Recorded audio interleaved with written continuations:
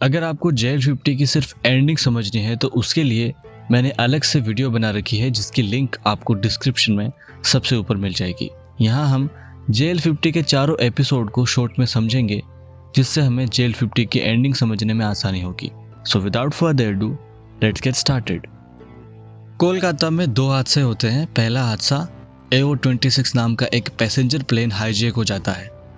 दूसरा हादसा JL50 नाम का एक प्लेन क्रैश हो जाता है जिसने प्लेन रिपोर्ट्स के मुताबिक आखिरी बार 1984 में अपनी उड़ान भरी थी और अब 2019 में क्रैश लैंड हुआ है।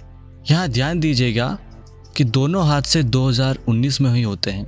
तो यहाँ बड़ा सवाल ये उठता है कि क्या ये वही प्लेन है जो 20 अगस्त 1984 में उड़ा था, क्योंकि आमतौर पर प्रैक्टिकली ऐसा होना नामुमकिन है। एक प्लेन 36 साल तक हवा में कैसे रह सकता है? तो इसके पीछे की क्या कहानी है यही हमें आगे के एपिसोड्स में पता चलेगा और इसी के अराउंड ये पूरी वेब सीरीज चलती है। कहानी को और आसानी से समझने के लिए हमें इस वेब सीरीज के मेन कैरेक्टर्स के बारे में भी पता होना चाहिए।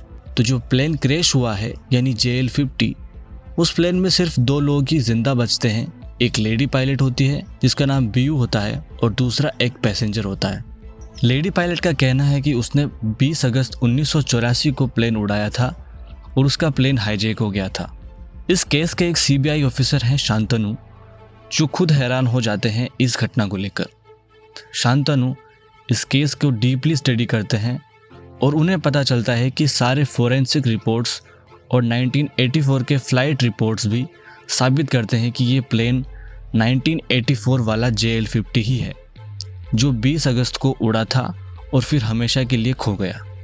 शांतनु प्लेन क्रैश की सर्वाइवर पायलट BU से मिलता है और वो बताती है कि 20 अगस्त 1984 को उसने इस प्लेन को उड़ाया था। लेकिन शांतनु को अभी भी BU की बात पर विश्वास नहीं होता है और BU खुद इस बात से हैरान होती है कि वो 2019 में कैसे पहुंच गई। शांतनु खुद कंफर्मेशन पाने के लिए BU के 1984 वाले घर पर जाता है। वहाँ उसे उसकी एक पुरानी तस्वीर भी मिलती है जिसमें BU की शक्ल हूबहू वैसी ही है जैसी अभी BU की है, जिसे देखकर वो और भी हैरान हो जाता है, क्योंकि अगर BU झूठ बोल रही होती तो अब तक 36 साल गुजर गए थे, तो BU की उम्र बढ़ी क्यों नहीं। तो यहाँ तक की स्टोरी इन 3 लोगों के अराउंड चलती है। एक तरफ CBI इंस्पेक्टर शांतनु है जो इस प्लेन क्रैश को इन्वेस्टिगेट कर रहे हैं और दूसरी तरफ 2 प्लेन सर्वाइवल है। एक प्लेन की पायलट है और दूसरा एक पैसेंजर है और ये दोनों फिलहाल हॉस्पिटल में एडमिट है। जब शांतनु 1984 के फ्लाइट रिकॉर्ड्स चेक कर रहे होते हैं तब उन्हें पता चलता है कि एक प्रोफेसर दास नाम का आदमी था जिसने JL50 का टिकट तो खरीदा था लेकिन वो उसमें बैठा नहीं था। तो वो कंफर्मेशन के लिए उससे मिलने जाते हैं, जो अभी कॉलेज में प्रोफेसर हैं और अभी बहुत बूढ़े भी हो गए हैं। शांतनु उनसे पूछता है कि वो उस दिन JL50 में क्यों नहीं चढ़े, तो प्रोफेसर दास उससे ज़्यादा कुछ नहीं बताते हैं और ये कह के बात टाल देते हैं कि उन्हें प्लेन में बैठने से डर लगता है। यहाँ शांतनु को उस पर शक हो जाता है।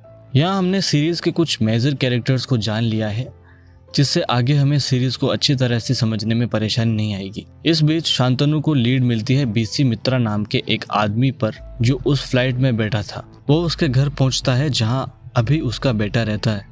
उसका बेटा उसे बताता है कि वो एक साइंटिस्ट थे और 1984 में वो उस फ्लाइट में बैठे थे और कभी वापस नहीं आए। वहाँ उसे एक फोटो दिखती है BC बोस की जो मिलती है JL50 के एक सर्वाइवर से जो अभी हॉस्पिटल में एडमिट है। साथ ही उसे प्रोजेक्ट A के कुछ डॉक्यूमेंट्स भी मिलते हैं जिन्हें वो जांच के लिए आगे फॉरवर्ड करता है और उससे उसे पता चलता है कि प्रोजेक्ट A के डॉक्यूमेंट्स टाइम ट्रेवल से रिलेटेड है। और उसे ये भी पता चलता है कि BC मित्रा का उन दिनों एक असिस्टेंट हुआ करता था जो उसके बारे में बहुत कुछ जानता है, जिसका नाम है प्रोफेसर दास। ये वही दास है जो 1984 में उस फ्लाइट में नहीं बैठा था। तो शांतनु प्रोफेसर दास से मिलते हैं और प्रोफेसर दास शांतनु को बताते हैं कि BC मित्रा ने टाइम ट्रेवल को खोज लिया था और सक्सेसफुली टाइम ट्रेवल कर भी लिया है। जो JL50 क्रैश हुआ है वो 1984 से टाइम ट्रेवल करके यहाँ आया है 2019 में। उन्होंने प्रोजेक्ट A को डिकोड कर लिया है और एक वर्म होल की लोकेशन खोजी और फ्लाइट नंबर JL50 की मदद से टाइम ट्रेवल को अंजाम दिया।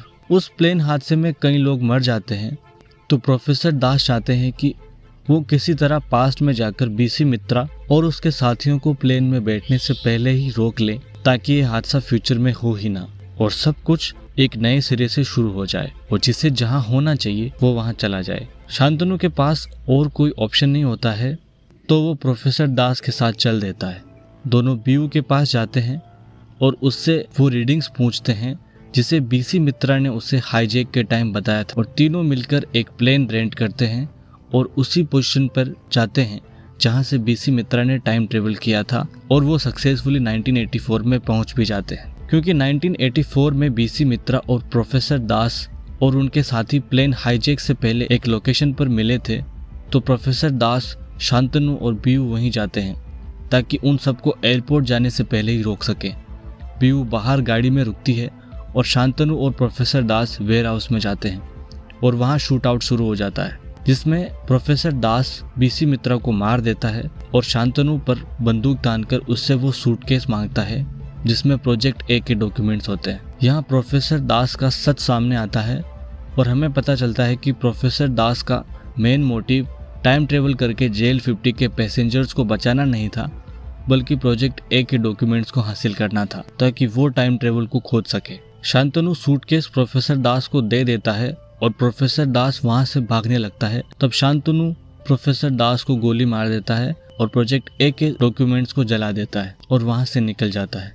उसके बाद सीरीज की कॉम्प्लेक्स एंडिंग है, जिसके लिए एक अलग से वीडियो बना रखा है, जिसका लिंक आपको डिस्क्रिप्शन में सबसे ऊपर मिल जाएगा। उम्मीद करता हूँ आपको JL-50 की बेसिक स्टोरी समझ आ गई होगी। वीडियो पसंद आए तो इसे लाइक ज़रूर कीजिएगा और फिल्म फेवर को सब्सक्राइब करके बेल आइकन को ज़रूर प्रेस कीजिएगा ताकि मेरी आने वाली वीडियोस की जानकारी आपको मिलती रहे। Thank you so much.